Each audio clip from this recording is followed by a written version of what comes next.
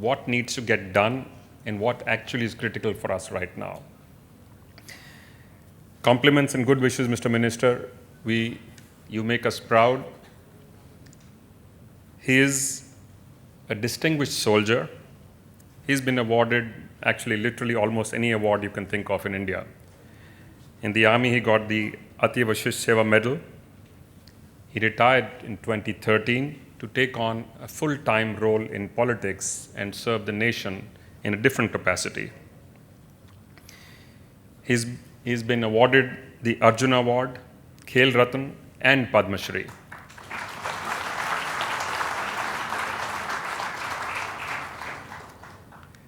It is my privilege and AIMA's pleasure to invite the very distinguished Rajyavardhan Rathore, Minister of State for Information and Broadcasting, to address the closing session of the National Management Convention.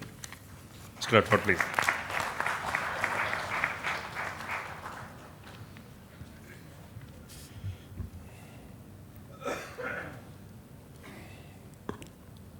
Thank you so much, Sunil.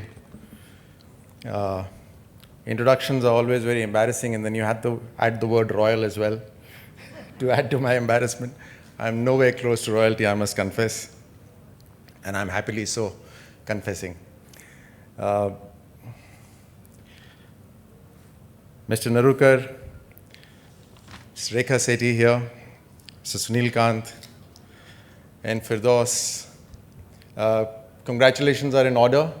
Mr. Firdaus, soon after lunch, you'll take over as the president. I remember last time when you were here. So to the gathering here, this is my second occasion that I'm here at AIMA.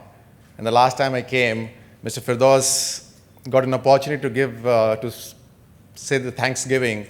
And he called it, if I remember correctly, a consolation prize. So now he gets to give his main president's address every time he speaks to you. So congratulations for that. You remember that, Mr. Narukar, right? Well, thank you so much. Today's the subject is management and high expectations, and everyone here, I absolutely understand, and I'm certain everybody here is an expert in management in various fields of your life. You have overcome hurdles, problems, found solutions with out-of-the-box ideas or building on foundations. And that's how you are here today. That's how your companies are doing well. That's how your students are doing well. That's how your parents are proud of you. And so it's an honor for me that you all give me an opportunity to come and speak to you. I remember when I was a very young cadet in the military academy, and we were given these very thin précis on tactics. And I remember one of our cadets asking, in his enthusiasm, he says, "Sir, if this is all about the tactics then what if the enemy gets hold of this?" And so the instructor there said, this is just the foundation. You need to build on this. These are just the basic principles. Rest will be left to your imagination and your ingenuity. And so today my talk is nowhere going to be like a précis to you, but it's just words on the foundations and basic things that I, in my bit of experience in the armed forces, in sports, or a bit in politics, whatever I could hear, I could listen, I could experience, I'm just going to share with you. I'm sure you're going to build on it. It's just the basic foundation that I will speak on. Moment you say high expectations, the question arises, the high expectations to the goal, is it your own target or is it a target set by somebody else? And whenever it's a target set by somebody else, then it's always a difficult target because then the pressure comes in. And there's a difference between pressure and high energy. When the goals are your own, however high they are, there's bound to be high energy in you to achieve it. And whenever the targets are set by somebody else, and you don't feel a part of those targets, then it's going to be pressure. And there is going to be no high energy. And so this is the basic question that comes to mind, that what do you mean by high expectations? Is it dream or is it delusion? A dream is aspirational. I dream to become something. I dream to achieve something. I dream to run 100 meters in less than 10 seconds. I dream to finish the half marathon. I dream to run the Sahara cross country. Dreams are always aspirational, and therefore you will always strive to achieve them. Delusions. Now, delusions, I don't want to describe, but you would understand best that there's a major difference between delusions and dreams. You know, when I went for my first election, I have 450 gram panchayats. Each gram panchayat has about 6 to 7 villages. So there are 19 lakh voters in my constituency. And during my 20-day campaign, hectic campaign, I visited each and every gram panchayat headquarter. And wherever I went, there was a very simple demand by each of the people there. They said, "साहब आप जब आपको चुन लें तो आप दोबारा आ जाना मिलने के लिए."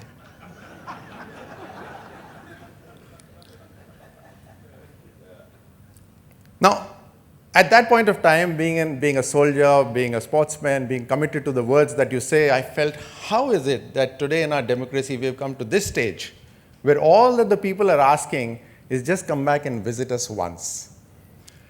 So I, at that point of time, announced a certain program, and now I am already started. I'm in my process of doing that.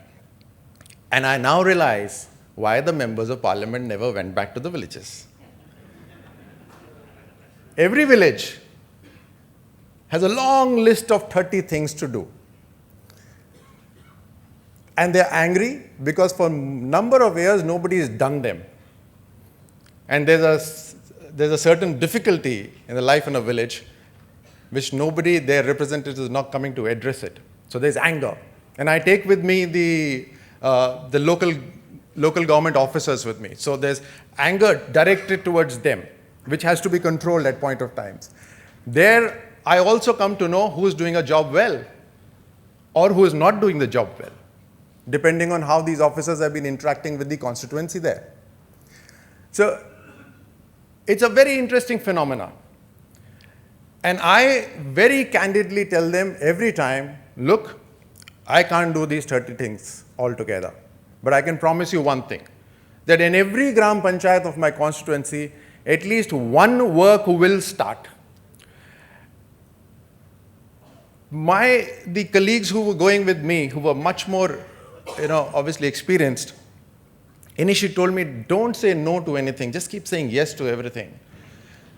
And I felt that if I'm truthful to them, I'm sure they will understand. And I very frankly said, look, I cannot do all these 30 things together. Yes, if there are things which do not require much of an effort, 2 to 3 things perhaps, but one big thing in every village I will start, that I promise, and I will make it, I'll confirm it, I'll do it.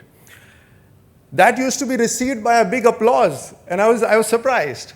So delusions and dream, there has to be a difference. And so we come back to the same starting point. A high expectation is not a high expectation if it is your expectation.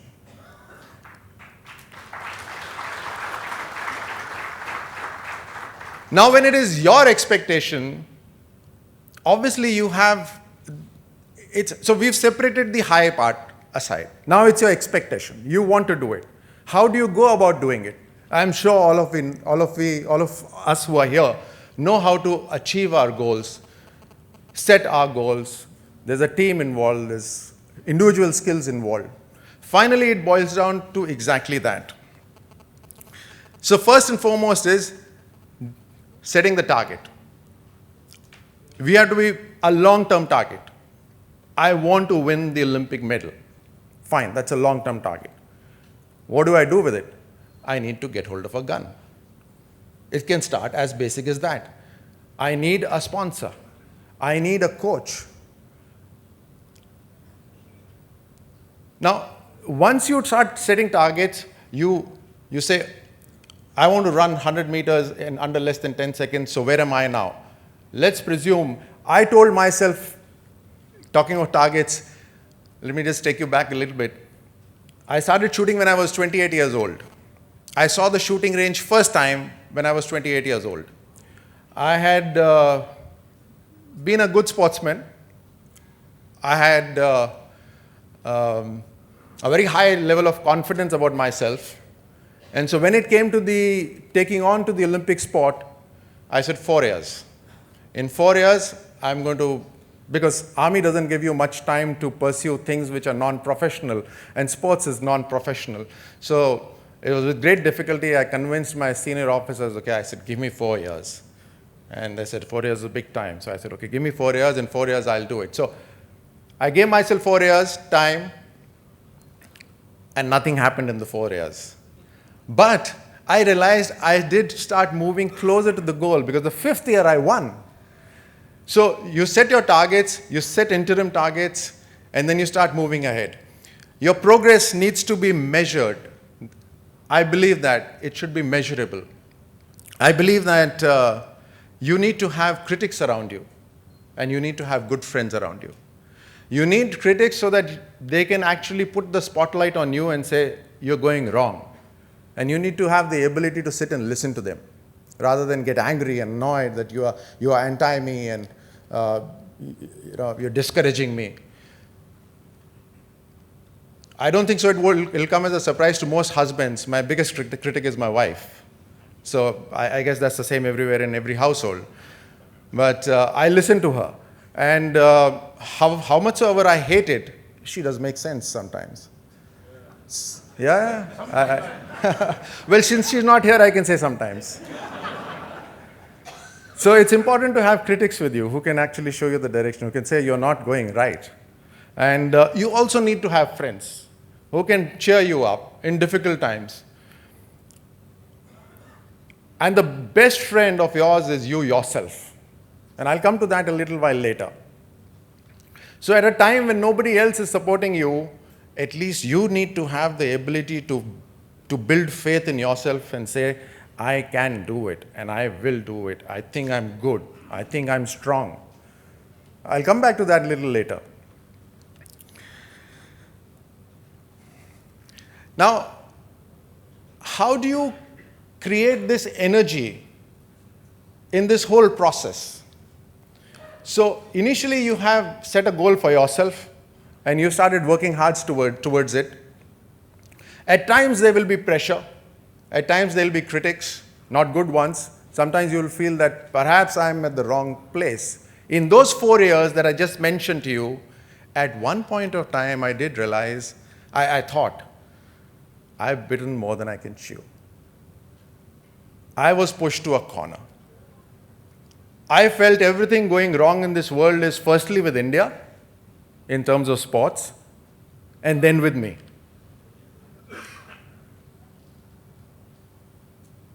I realized my professional career was in doldrums, because I had already the Army in its very systematic manner, after a couple of years, said, please give us a certificate saying that if you don't get promoted, you will not go to the civil courts, because you asked for 4 years. So that was a huge pressure for somebody who wants to excel, somebody who wants to achieve. And I did give that. But that did put me into a corner, but that spurred me on further. I have this firm belief that whenever one is pushed into a corner, whenever you feel that things are now absolutely destroyed and nothing is likely to happen, that's probably the time you can be the most powerful, if you build that energy inside you.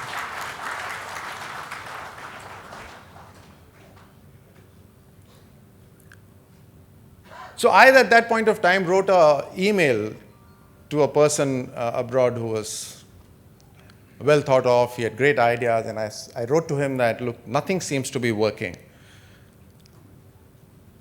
The government doesn't seem to be promoting sports as it should. There is lack of resources. No corporate is interested in anything other than cricket. There are no coaches, blah, blah, blah, etc., etc. There are no friends who are funding me, etc., etc. And then he wrote me a wonderful email. He said that, so what you're complaining is about circumstances. And he says circumstances in your life will keep changing. And it's not your circumstances that shape your future. It's your decisions in those circumstances that shape and define your future. So your decisions, so when the chips are down, when things are not happening, your decisions are the most powerful decisions. That will give you the fuel to carry on towards your expectations. I must here mention that normally in sports, we try and be extremely positive. Everything will be good. Sorry? Everything will be good. Everything is great. In the sport of shooting, you have limited energy inside you. Well, everyone has limited energy. And our idea used to be conserve that entire energy towards positivity. So no negative thoughts. It's a waste of energy. You have to push that negative thought out. It takes a bit of energy out of me, so no negative energy. No negative thought, sorry. No negative person. If a negative person comes, we've already identified by that time who all are negative persons. And if a negative person is coming, you change your direction. Or you put on your music. Or you pick up a book and it should look as if you're totally immersed into it. That's what we used to do. So no negative person, no negative thoughts, positive energy. And that's how you keep moving. You concentrate all your energy towards the desired direction and you keep moving ahead. And a wonderful, it was an experience for me. There was one of the very top shooters from Kuwait, Fahad Al-Dihani. And he told me that at times I think negative. And I said, why? Every one of us is thinking positive. How come you think negative? He says, at times I get too confident. When I get overconfident, I think negative. Main harunga to kya hoga? I'm going to lose. This guy is going to beat me. On all the negative thoughts. And then he says, then I get pepped up to start working hard again. So it's like, and another example was this Russian coach that I had. He says a sportsman and anybody who's performing right at the top is like a violin.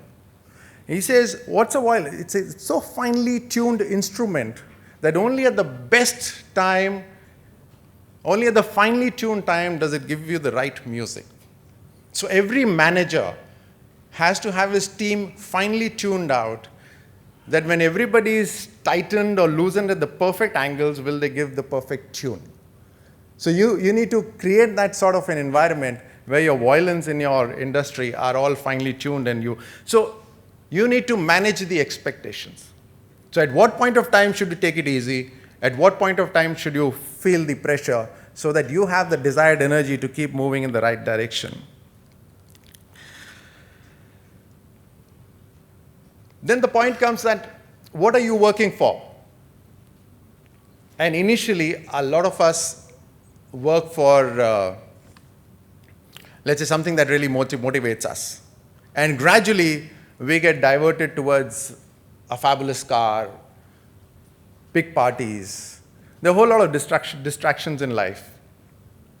Or a little bit of, or too much of rest. So we need to keep clear in our mind, what is that we are working for? And I've been a victim of this as well, I must confess. It was only after, started shooting, everything went great. Somewhere in 2008, totally burnt out. Just wanted to get the Olympics over with. Didn't feel like going to the shooting range. I had my son who was at that point of time 11 or something, and he wanted to pick up a gun and shoot for the sports. And he used to go to the shooting range and shoot on his own. The shooting range was right behind my house, so he used to shoot on his own. I would never go out to even watch him. I used to hate the sport so much at that point of time. I was totally burnt out. My wife would go and coach, whatever little she knew. My mother would go and coach, or just be with him for whatever good it was. And then the two ladies of my house said, look, enough is enough. Go and teach your son. And with great reluctance, I went out. I started coaching him. Obviously, since he was young, I brought him down to the basics. And when I brought him down to the basic, I realized how simple the sport was. I had in my mind complicated it so much. In my mind, with the equipment, with my psychology, what I should be thinking, I had complicated it so much that it became a maze that I couldn't go through. I got lost in it. And now, cutting aside everything, for him, I simplified it so much that it became so simple to me how to hit a target. And when I'm sure you would have, how many played cricket here? Raise your hands, please. Cricket. How many played football? Golf, I guess. Golf, I should be saying. Oh, I thought that there'll be more golfers here. When you hit a ball from the sweet spot, there's a different sound. Tennis, there's a lovely sound which the racket makes. Golf, I'm sure Sunil will agree to that. You hit the ball in the sweet spot, it makes a fabulous sound. It's a great satisfaction for those 2 to 3 seconds. You feel good. Sometimes you talk about it also. What a lovely shot it was. That sweet spot is what inspires you in your life. So when you want your company to achieve something, it is that sweet spot you're working for. I remember Geet Sethi's book. I forget the title of it, but the starting point was a very interesting point he made. Normally in stories, when you're young, you read stories about winning the prince's hand. And before you win the prince's hand, there's a demon that you have to fight. So what thrills you? Is it just the winning the prince's hand, or it is fighting every second, fighting the demon, winning the prince's hand, moving on to another demon and winning the prince's hand? So it's about the next challenge. You win one thing, you go on to the next challenge. So that's the sweet spot that you're looking for. Like a sportsman, one match is over. I remember Abhinav Bindra saying that he says I have zero energy after a match is over. I hate the sport after the match is over for one day. I said, and then? He said, and then I want to get back to again. I want to get back to the next match again. It's always the same. You win something, and then it's all past. I don't even remember where my Olympic medal is. Probably in some box somewhere. Nobody is interested in it. But that's over. You get on to the next challenge. And then you get on to the next challenge. So that's the sweet spot of your life.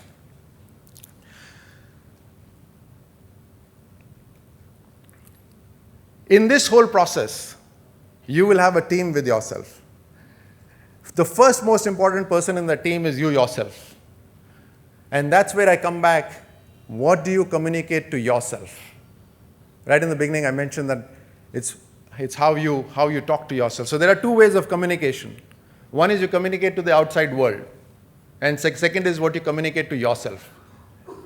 Now, most of us would feel communicating to the outside world is important. Of course it is. But I feel communicating to yourself is even more important. What do you talk to yourself on a daily basis? I go back to those 4 years. I go back to that advice that I got, that it's not your circumstances, but your decisions in those circumstances. And then what did I do with that advice? I put it up on a full-scale sheet, an A4 size paper, printed about 20 copies of them, and put them in every room of my house. So that wherever I go, I keep seeing it, that whatever I need to do it myself. And I need to take a decision and not depend on the circumstance.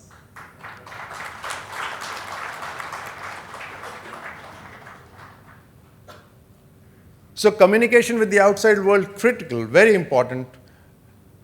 But communicating with yourself, even more so, because that will keep you going. You are your best friend. If you don't talk to yourself, then nobody else will. Then, knowledge. When I was in class 11th, I wanted to become a cricketer. So I had this, and like I said, you need to look for a guru. So I couldn't find one that point of time. I was in class 11th, Kendriya Vidyalaya, normal basic sports teacher, although he was always enthusiastic about sports. So I picked up a book called The Art of Fast Bowling. It was by Dennis Lilly. And that became a Bible to me. And that book said that, how to eat, how to train. So during my lunch hour, I would put on my sneakers. And so in my bag, I used to carry more of shoes and sports equipment than books. So in the afternoon, during the lunch break, when all the students would go and have their lunch, I would put on my sneakers and go for a run. And people would, at that point of time, call me mad. But I said, I need to use my time.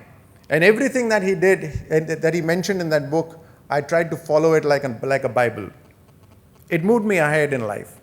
Similarly, when I had to get on to shooting, again, there was immense amount of knowledge available at places. So I had to find the right person and then follow. So what I did, when I didn't have a coach, when I hadn't won any medal, those 4 years, again, I hadn't won any medal, I picked up the articles written by or interviews of the Olympic gold medalist. And this is, Sunil, this is about 2002. I haven't won any medal till then. I go to Bisley, which is the Manchester Commonwealth Games village at that point of time. And I've been reading articles by the medalists there. Richard Falls is the Olympic medalist at that point of time, and I read his article. And I pick up one line from it, which says, in my mind, I make shooting very simple. And sometimes things click. And I picked up that and I said, I need to make it very simple. And in that Commonwealth Games, where Richard himself was there, in a way he had taught me, I defeated him there. So it's a belief that you build in yourself by various things. You acquire knowledge. And then the most important of it all is you put it into action. That's where a lot of us don't put in our effort. We have a lot of knowledge, we don't put it into action. Another aspect is creating a rapport in your team. That's something which is great in the Indian Armed Forces. Be it active areas or peace areas, there's always an environment of great camaraderie. And there's an effort that goes into it. I sense that corporates are doing it a lot these days. Well, the cricket team can get together and huddle, in a huddle, and pep up each other. It's the same challenge. It may not be scoring more runs. It could be something else in your industries. So you all need to huddle and pep up yourself. So that camaraderie needs to come in as well. The slowest member of the team is the speed of your team. So when a team has to perform, you not only have to focus on your best performers, you also have to focus on those who are not doing so well. When I joined the army, I thought my studies are over. So class 11th, in fact, one of the reasons for joining the army, joining the NDA was 12th ka board nahi dena padega. So get into the army. So I got into the NDA. वहाँ जाके I said अब तो बंदूक हैं, सब कुछ लड़ाई वड़ाई की बातें होंगी, पढ़ाई वड़ाई खत्म. The first test result came and I was right at the back. Then the list of the weak students came out, but my name wasn't there. So I said, at least they realize that I have the potential. So this weak students was 20 students and 1 teacher. So I said, at least they realize that I have potential. It's just by mistake that my name is there. Then another list came out, and that was 1 teacher, 1 student. My name was there. So the slowest member has to be trained, and you've got to take him ahead.